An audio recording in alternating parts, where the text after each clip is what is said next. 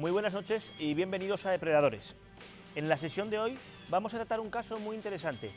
Nos remontamos al año 2003, en donde un rastro de cadáveres, acompañado siempre de una carta, tuvo en jaque a la policía y a buena parte de la sociedad española. El caso del asesino del naipe. Comenzamos.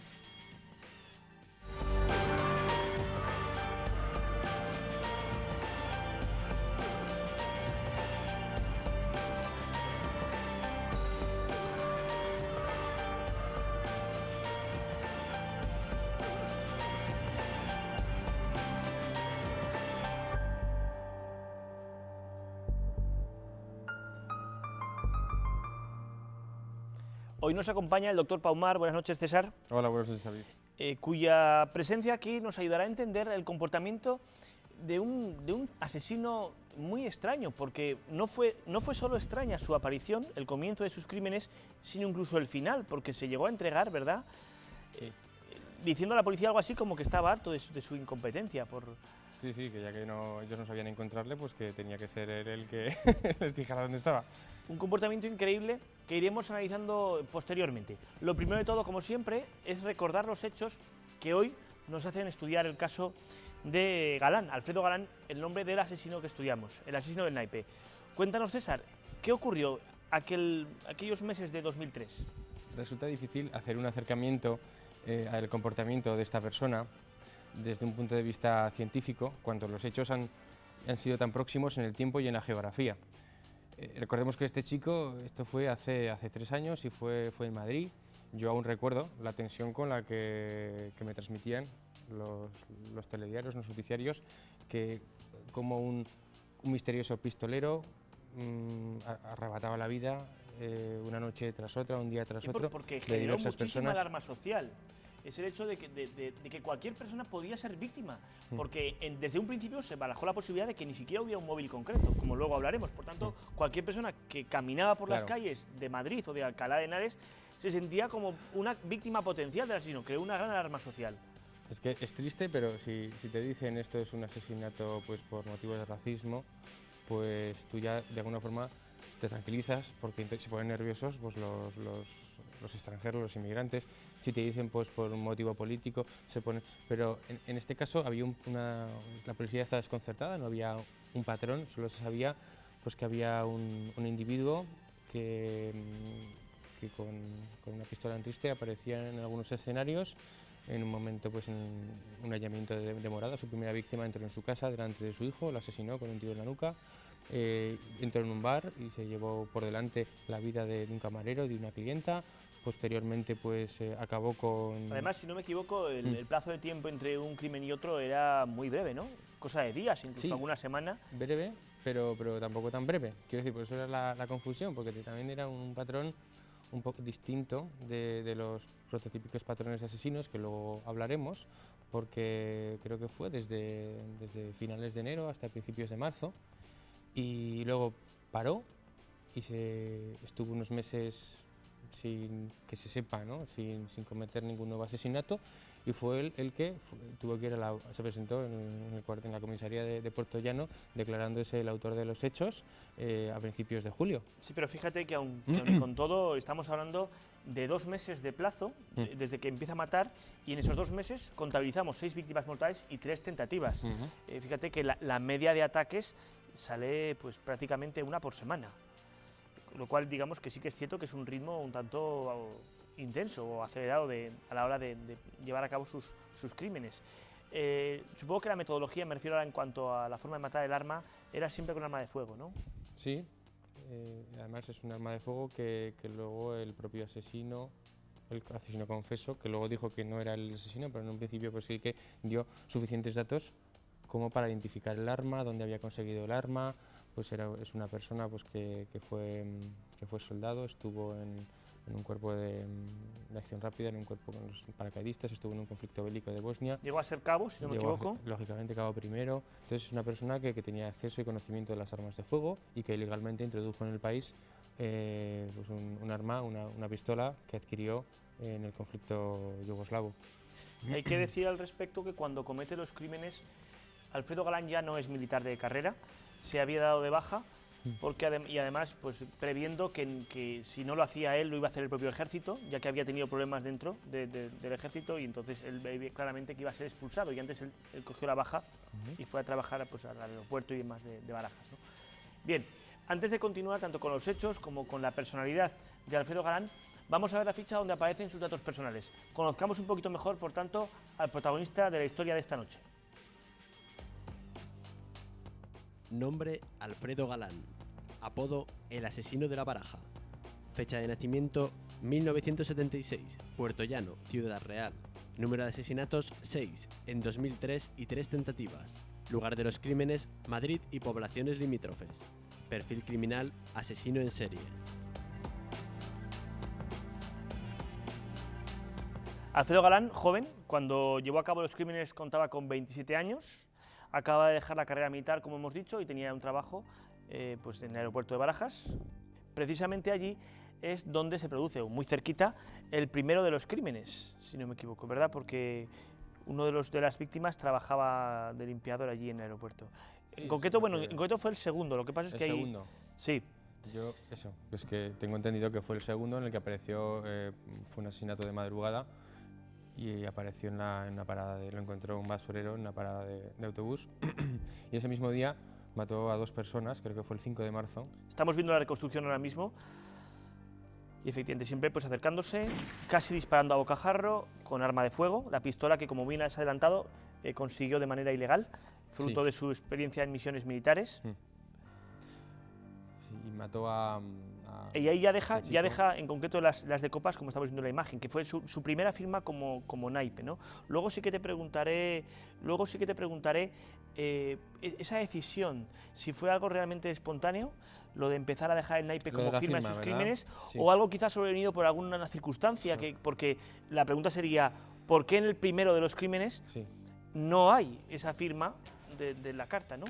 Pues yo por lo que tengo en mis notas y las hipótesis que se plantearon en el juicio, pues fueron distintas, porque él también dio distintas versiones, como en el caso de otros asesinos que les han dado varias confesiones, varias alternativas, varias historias, y ponen de manifiesto eso, su baja credibilidad y su tendencia a mentir y a manipular.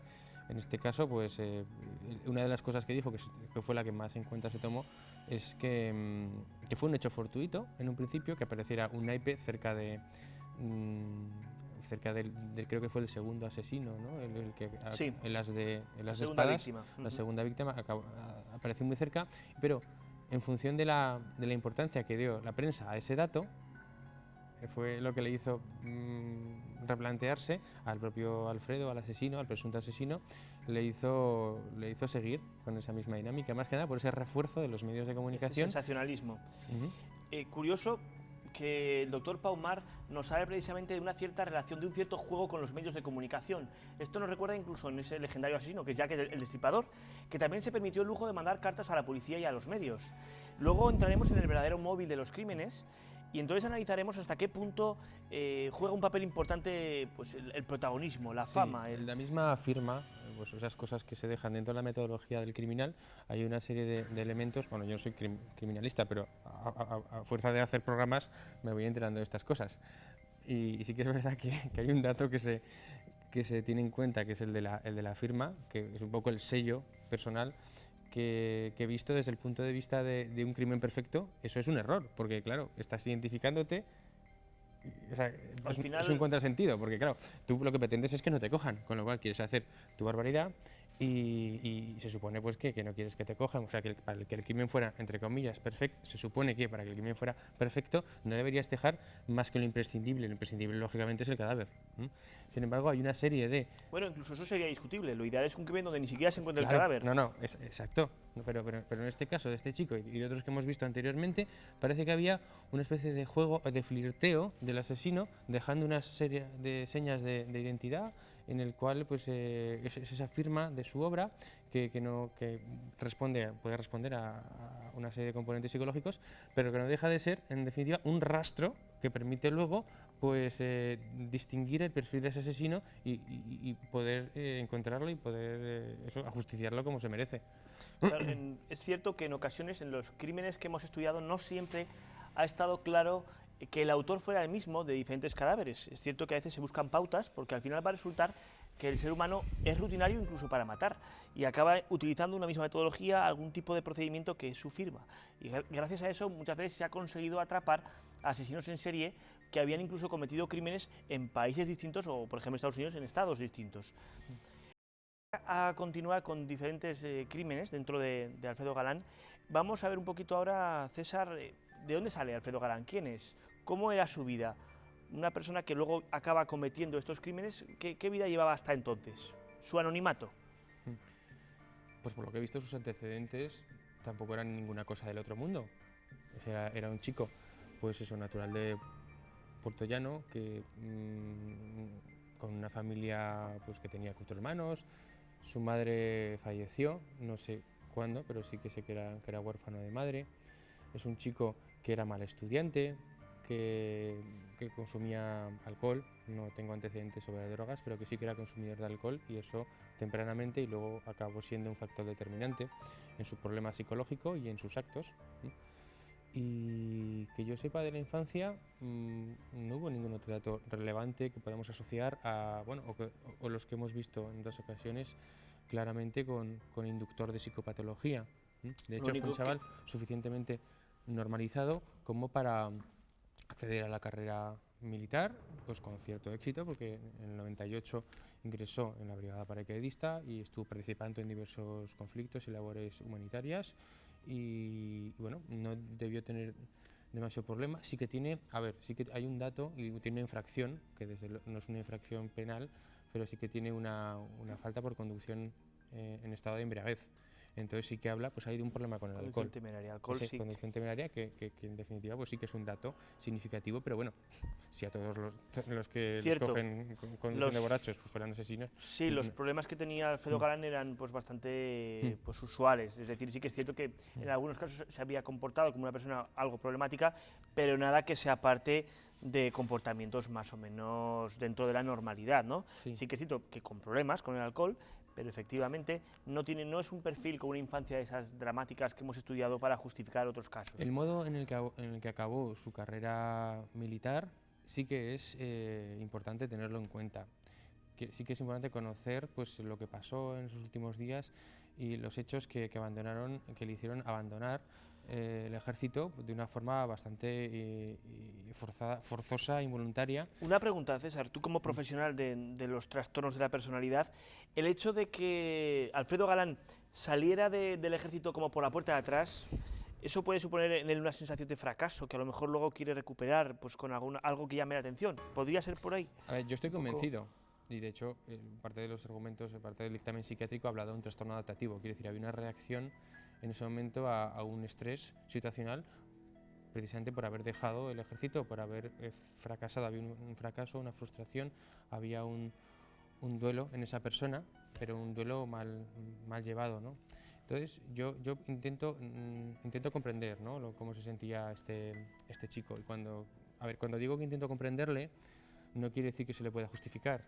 O sea, cuando aquí hablamos en psiquiatría o en psicología, yo intento comprenderle para pensar y ponerme en su lugar para ver cómo actuó de esa determinada manera. Pero el comprenderle no significa en ningún caso que se le esté justificando ni que se esté compartiendo. O sea, yo me tengo que hacer un acercamiento a esa mente, y en ese momento yo creo que es un momento clave. El momento de dejar el ejército, era un chico que venía del conflicto de Bosnia, que estuvo trabajando en enero de ese mismo año ayudando con las labores del litoral gallego con lo del Chevapote, de toda la tragedia del Chevapote, y que ahí sí que tuvo un problema con un civil y tuvo un problema con un superior, un conflicto importante, suficientemente importante como para que acabase ingresado en el Gómez Ulla. Quiero decir, sí que ya debió haber ahí algún tipo de reacción anómala que hizo que se le ingresase y se le hiciese un diagnóstico. Se le diagnosticó, pues había un trastorno emocional, un trastorno afectivo y un consumo de alcohol.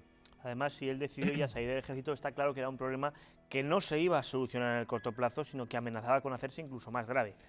Entonces había un cambio muy importante en la vida de ese chico, y eso parece pues es un síntoma de estrés, ¿no? Un abandono, además eso, posiblemente un sentimiento de frustración, de fracaso, que condicionó pues un estado de ánimo pues como cualquiera que perdemos un trabajo o nos echan de un trabajo o fracasamos en mantener un trabajo, pues eso pues fue un golpe duro. Y ahí está donde está la reacción individual de cada uno, quiero decir. Cualquiera podríamos tener lo que se llama un trastorno adaptativo, que quiere decir una reacción emocional. Eso tradúcelo para los profanos en la materia. Es una reacción emocional de características anormales, un poco, pero directamente relacionada o a consecuencia de un estrés, o sea, de un cambio en la vida suficientemente importante como para que te toque la moral, el perder un trabajo, pues la muerte de un familiar, pues el tener un trauma que tampoco tiene que ser un trauma desmedido, tampoco estamos hablando de un trastorno de estrés postraumático como un conflicto bélico, no, pero simplemente una serie de hechos en la vida que suponen decepciones, frustraciones que nos pueden pasar a todos, ¿no?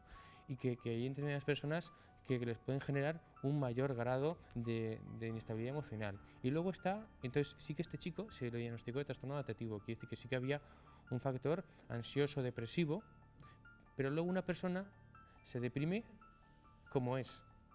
Quiero decir, las personas viven y reaccionan ante el fracaso y ante las frustraciones de acuerdo a sus coordenadas emocionales habituales, que son los rasgos de personalidad llamados. Vamos, que este chico se deprime, pero no se echa a llorar. Exacto. Es decir, su forma de deprimirse es, por tanto... Lo has explicado muy bien.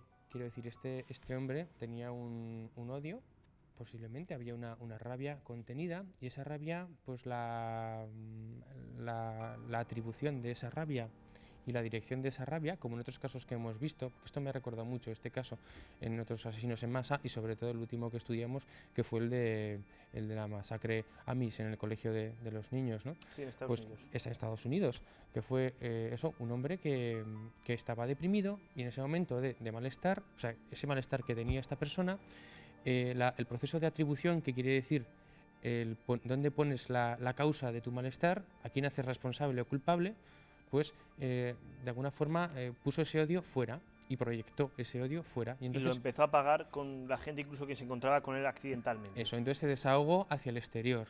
Y eso es lo que hablamos otras veces, que hay un componente que es autoagresivo, que es el de depresión, el de machacarte a ti mismo, sentirte culpable, y otro que es el agresivo hasta el exterior, que es el hacer a los demás responsables de tu fracaso, ¿no? Y por tanto no te importa castigarles, como es el caso de Alfredo Galán.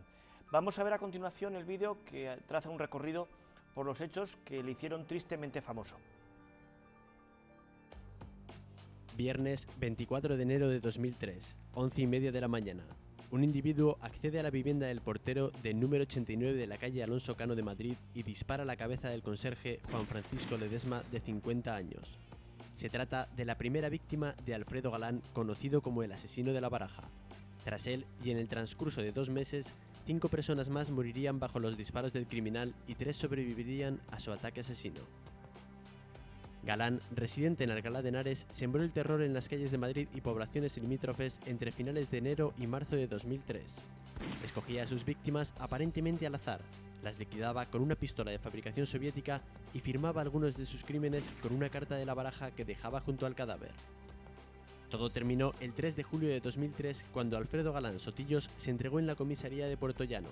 Al parecer, lo primero que le dijo a los agentes fue: «Soy el asesino de la Baraja, estoy harto de la ineficacia policial». La Audiencia Provincial de Madrid condenó a Alfredo Galán a 142 años y 3 meses de cárcel, aceptándolo como el asesino de la Baraja por 6 asesinatos consumados, 3 en grado de tentativa, allanamiento de morada y tenencia ilícita de armas, en el juicio que se celebró en Madrid del 7 al 23 de febrero. La abogada de la defensa, Elena Echeverría, había reconocido que la pistola con la que se cometieron los crímenes era propiedad de su cliente, pero negó el resto de las acusaciones. Galán se negó a declarar en el juicio. Los psiquiatras que le vieron tras su detención dijeron que mataba por placer, por gratificación personal y por experimentar el sentimiento de quitar la vida a otra persona. Le describieron como un sádico, manipulador, antisocial, agresivo y narcisista que necesitaba sentirse admirado por los demás. Los investigadores hablaron de un hombre frío e inteligente y con afán de notoriedad. Alfredo Galán, 27 años en el 2003, el año de los hechos. Ya has hablado sobre ciertas motivaciones, pero aún así debo insistir sobre el perfil de las víctimas. Entonces, ¿verdaderamente no buscaba un perfil concreto? ¿Cualquiera podía ser víctima? de Alfredo Galán? Parece que sí, que era un perfil aleatorio y que también eso, pues eso hacía que le fuera más difícil neutralizarlo, interceptarlo, pero no hay nada que hiciese pensar que había otro tipo de motivación. De hecho, vemos que fueron en los alrededores de una zona que fue el camino que él recorría cuando le venía bien. De hecho, este tipo de asesinos, bueno, a veces se le ha dicho que Alfredo Galán pues, corresponde al asesino itinerante, y que quiere decir el que no mata de acuerdo no mata como el asesino en serie, siguiendo un perfil por una serie de personas que le gustan especialmente, que tiene que ver un interés sexual como es el asesino en serie, sino que es una persona que mata de forma circunstancial en aquel que tiene a su alrededor. Pero te iba a preguntar también si era organizado. Esto iría también unido, ¿no? Entonces no hay planificación, pregunto, o sí la hay. Es un caso mixto entre, o yo lo he visto que se comentaba que era una especie de caso mixto entre lo que es el asesino en serie, que típicamente sí que hay una pausa de descanso, como los de otros asesinos, y lo que es el asesino en masa, que es este más desproporcionado, que explota un determinado día, que es una persona que el que corre riesgos es el que está a su lado. El que está a su lado porque es una persona que tiene un componente suicida muy importante, y lo que va buscando, o sea, no va pensando en que no le cojan, de hecho va pensando en acabar sus días. O sea, él también va buscando su fin, pero de una forma, pues yendo con compañía al otro mundo. Entonces este chico pues no, tampoco iba buscando, o sea, como al final demostró, iba buscando que le cogiesen, o sea, no disfrutaba en sí más que con ese gesto Lo necesitaba, porque claro, si no lo cogían... Es el famoso tema, o el importante tema del porqué, del móvil de los crímenes. Ahora vamos a hacer una muy breve pausa para la publicidad, pero enseguida volvemos precisamente con esa cuestión. ¿Qué somos capaces de hacer o hasta dónde llegaríamos para conseguir la fama? Enseguida volvemos.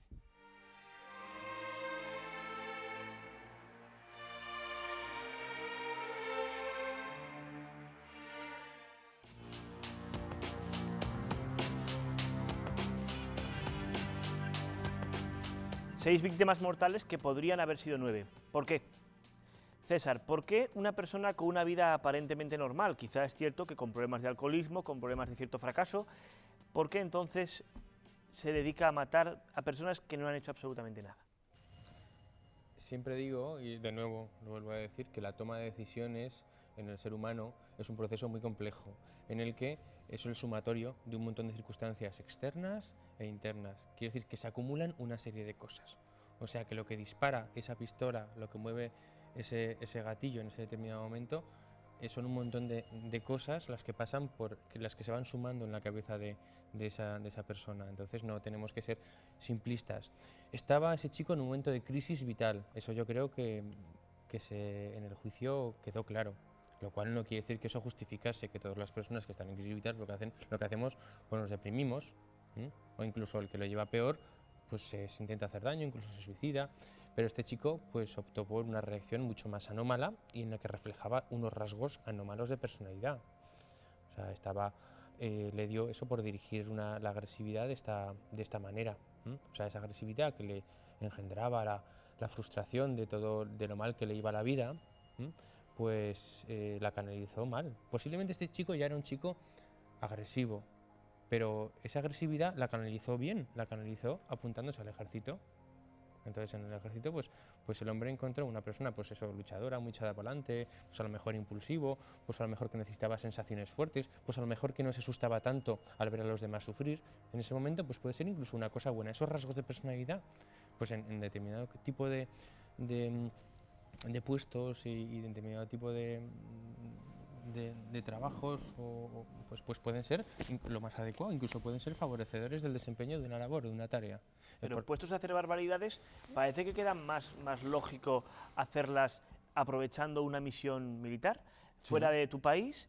Ya sabemos todos que en los lugares y en las épocas de conflictos bélicos hay un cierto desorden, una cierta falta de control, y lo cierto es que tenemos episodios pues desde cascos azules hasta, bueno, hace poco pues con la guerra de Irak, en Abu Ghraib, las torturas. Es decir, son zonas donde parece que sale también algo malo, ¿no?, que hay dentro. Sí. ¿Por qué no allí? Y sin embargo, cuando vuelve a España es cuando comete las barbaridades. Porque fue aquí cuando se cortocircuitó.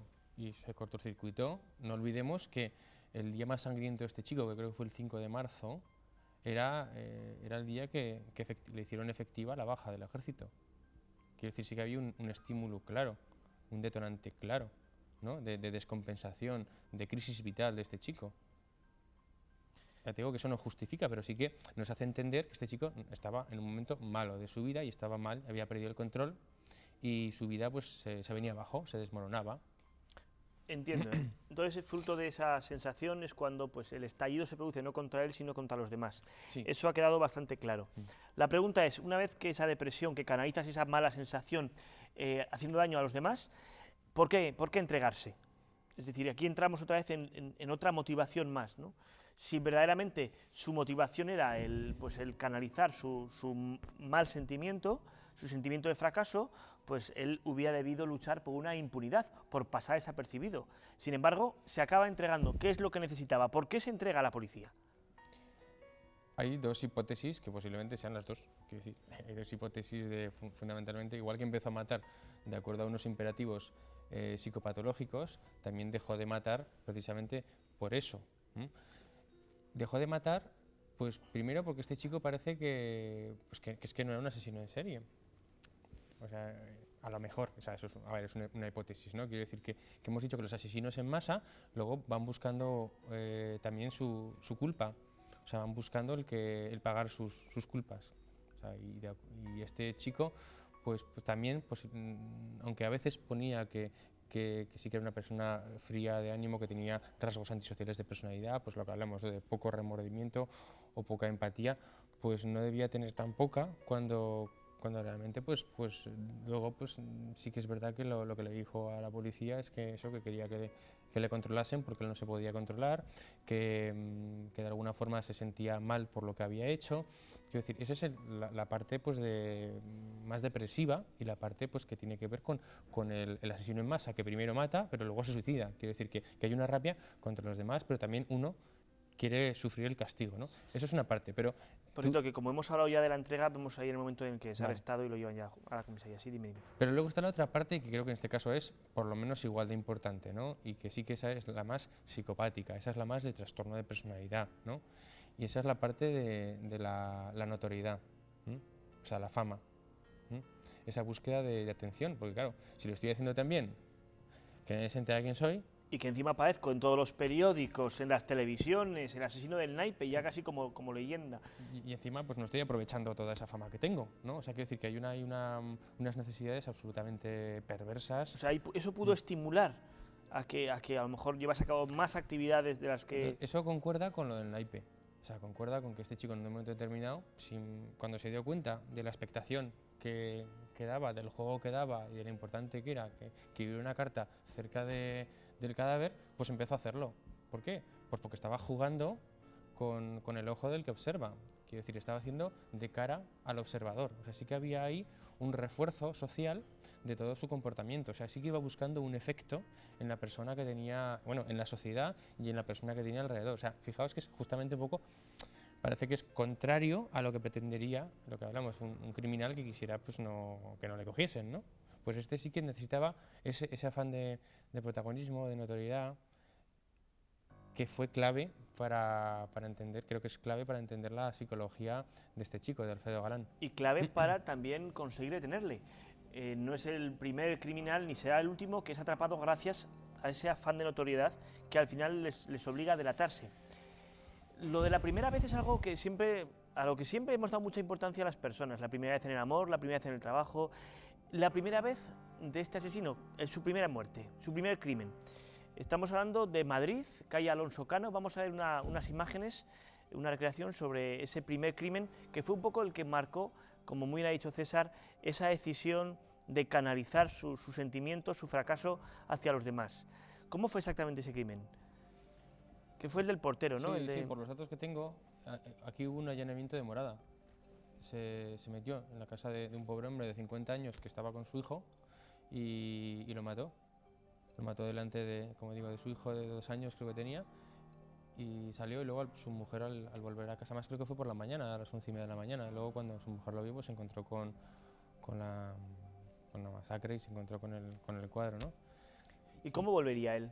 Yo ya sé que muchas veces, y además lo he dicho en varias ocasiones, hacemos preguntas a nuestros invitados y a nuestro colaborador de muy difícil respuesta, que entramos en el terreno de la elucubración, pero te lo tengo que preguntar, ¿cómo crees que volvió después de ese primer crimen? A ver, yo creo que hay un momento adictivo en el crimen, que no solamente lo creo yo, sino que es una sensación tan fuerte como que puede llegar a tener ese enganche, ¿no?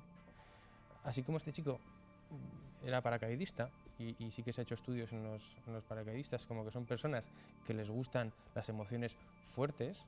¿Por qué? Pues porque no cualquiera no se tiraría desde un avión, ¿verdad? Indudablemente. Quiero decir, la gente que le gustan los deportes de riesgo, sí que se han hecho estudios de que su cerebro funciona de una forma un poco distinta, que necesitan más estímulo, que se aburren más fácilmente.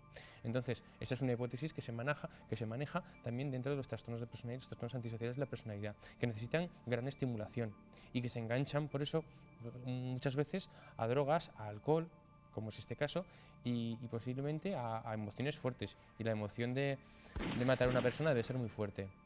Y la sensación de poder, que es otro de los principales móviles psicológicos de la mayoría de los asesinos, pues también debe enganchar mucho, ¿eh? El sentir eso, que has puesto fin a la vida de una persona, pues debe ser un impacto muy fuerte. Yo no te lo puedo decir. Afortunadamente. Decir, o sea, yo creo que es la típica cosa que nadie sabe hasta que ha pasado. O sea, te puedes hacer, bueno, puedes leer en los libros, puedes conocer a gente que le ha pasado, pero sentirte como un dios, ¿no? Dando vida y quitándola. O quitando, y al revés, y te puede generar, lo que hablamos, o sea, puede generar una emoción muy fuerte, pero contradictoria, y te puede generar un sentimiento. Si eres una persona normal, pues lo normal es que te genere un sentimiento de culpa.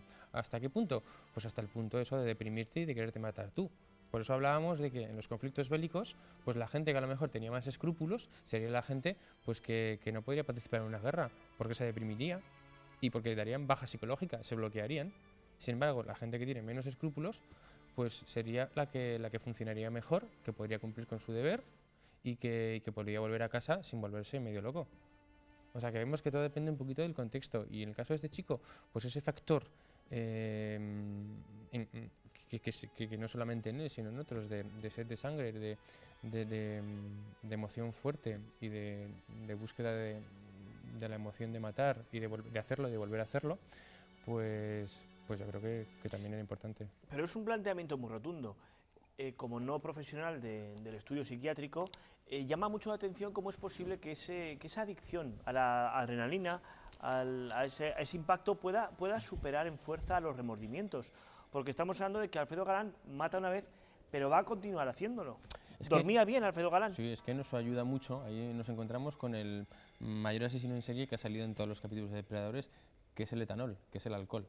Ahí es donde juega el papel las drogas, ¿no? Que son lo que digo siempre, ¿no? El ingrediente que no falta nunca, yo creo que es así el omnipresente en todos los capítulos de la serie. Y en este caso, pues bueno, pues no hay nada que libere mejor los más bajos instintos que el alcohol, que el estar borracho. Y bueno, pues las personas son más nobles, son capaces de las tropelías más terribles y las barbaridades más atroces bajo los efectos del alcohol. Y entonces este chico, que tenía un consumo habitual de alcohol, que posiblemente tenía un trastorno por consumo de alcohol, pues yo creo que también es otro de los ingredientes para entender lo que hizo. Vamos a pasar a una cuestión policial. ¿Por qué se tarda tanto en conseguir atrapar al asesino del naipe? Y sobre todo, teniendo en cuenta que si se consiguió fue gracias a que él llegó a la comisaría y confesó. ¿Qué hubiera ocurrido si hubiera decidido continuar con su carrera asesina? Lo decimos porque imagino que un perfil, una tipología de criminal como este, pues tiene que ser complicadísimo atraparlo, ¿no? No hay móvil, no hay relación con las víctimas. ¿Cómo se consigue atrapar? ¿Cuál es tu opinión al respecto? Pues la verdad es que no tengo ni idea, porque yo creo que es un tema en el que la policía pues tendrá su proceso de estudio. O sea, yo entiendo a lo mejor de diagnosticar enfermedades, eso sí que sé guiarme a través de unos síntomas para hacer un diagnóstico de un caso, pero realmente los datos y los indicios que pueden hacer que como en el caso de este chico, se hubiera podido coger, no me queda claro, es que no tengo ni idea. Ahora estamos, fíjate, hablando de la búsqueda del asesino, estamos viendo retratos robots que se hicieron durante la búsqueda y no se parecen gran cosa al asesino de verdad. Entonces, sobre todo en los asesinos en serie, porque en este caso, pues precisamente como era un asesino que que tampoco iba buscando que no le encontrasen, pues mató alrededor de una zona muy limitada y un periodo de tiempo muy circunscrito. Sí, Es decir, y con esa pistola que vemos ahora en la pantalla, que él consiguió en el ejército. desde luego estaba señalando dónde estaba. O sea que tampoco, lo que hablamos, tampoco era como un asesino en serie que pretende confundir tanto a la policía. Entonces, él quería dar pistas con respecto a dónde estaba. En este caso sí que quería, inconscientemente quería dar pistas. Mató a unas personas en un breve espacio de tiempo y en una zona muy limitada, con lo cual tenía que estar ahí. O sea, en ese sentido él estaba marcando, pues lo normal es que se hubiera ido. Es decir, si no quieres que te cogen después de haber puesto a los alrededores de Madrid y a Vemos Madrid, la zona donde se cometieron todos los crímenes. histéricos, a todos los madrileños, a todos los españoles, pues lo normal es que se hubiera ido. Y no lo hizo. O sea, él estaba marcando, pues donde... Eso, Sí, su no, estaba claro, y su no guarida. tenía ningún problema en delatar la zona en la que él se movía, una zona además pues bueno, que muy delimitada, ¿no? por los lugares de los crímenes. Hablemos ahora del juicio. Él se entrega en la comisaría de Puerto Llano, confiesa los hechos, aunque como tú muy bien has dicho luego, él intentaría retractarse hablando de otras versiones. Cuéntanos un poco cómo fue el juicio. Me refiero, se tuvo claro desde el principio, por lo visto, que era él. Según parece, dio datos que eran inequívocos con respecto a que él era el autor de los asesinatos. O sea, sí que comentó, no me acuerdo, pero había anotaciones que era imposible que no fuese, vamos, que él había estado, o había sido, o había hablado directamente con el asesino. Sí, ha habido otros casos en los que también hemos encontrado con asesinos que se han delatado dando información que no se había facilitado en los medios de comunicación. Supongo que de resultas de esa convicción fue condenado a bastantes años de cárcel. Sí, y luego, hombre, a mí lo que más interesante me resulta es el dictamen pericial. Quiero decir, lo que dijeron los psiquiatras y los psicólogos que valoraron a este chico y que lógicamente le consideraron completamente responsable de lo que había hecho, pero sí que hablaron de una personalidad anómala. O sea, sí que en este caso había un trastorno de personalidad y también había un momento crítico de su vida, o sea, sí que había un trastorno adaptativo.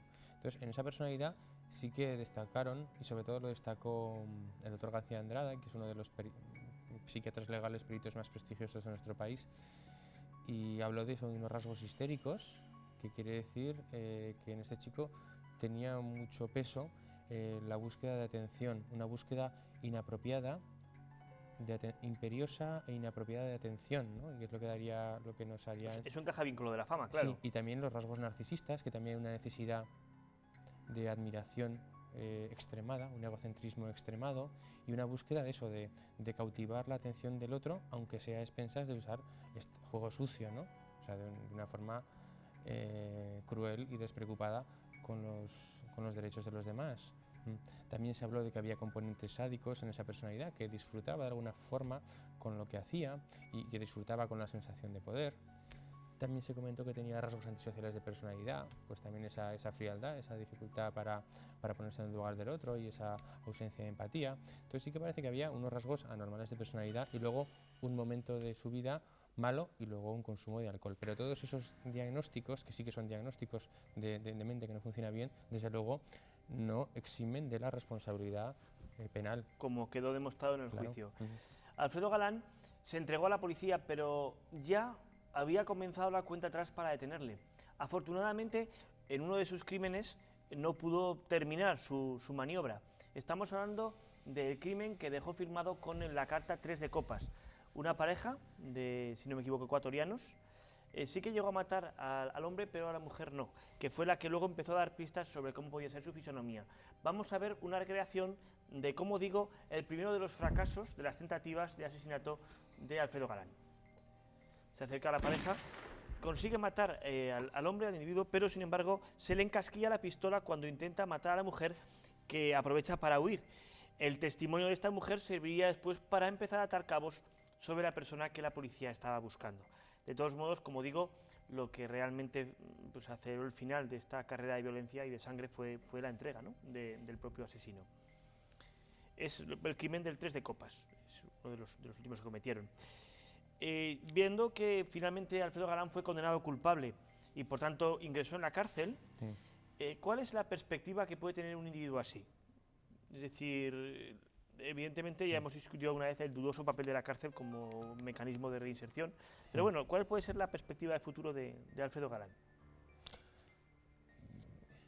Pues yo sé que hago preguntas difíciles, ya ya lo no, sé. Depende mucho de eso, de una combinación individual entre todo lo que es la rehabilitación penitenciaria con también un apoyo psicológico o psiquiátrico. Quiero decir, las dos cosas son importantes y en cada caso juegan un peso o uno u otro. Quiero decir que este chico, pues si queremos que este chico, a ver, yo no sé lo que le ha caído, pero si queremos que este chico tenga garantías de una reinserción en la sociedad, pues, y que nunca más se vuelva a repetir esto y que sea una persona normal, lo más normal posible y que no haya ningún riesgo o que el riesgo que tenga de hacer esto sea el que tengamos cualquiera de nosotros, quiero decir, pues mínimo y despreciable. Pues si queremos garantizar eso, pues yo creo que desde luego tiene que desengancharse del alcohol, tiene que tener un régimen de rehabilitación, eso que combine tanto las sanciones y lo reeducativo con un poco con lo psicoterapéutico. Quiero decir, puede haber partes de esa persona que sí que pueden ser posiblemente parte de lo que hizo esa persona que tiene que ver con un sufrimiento mal canalizado o mal expresado, y eso sí que podría ser accesible por un tratamiento psicoterapéutico, ¿no?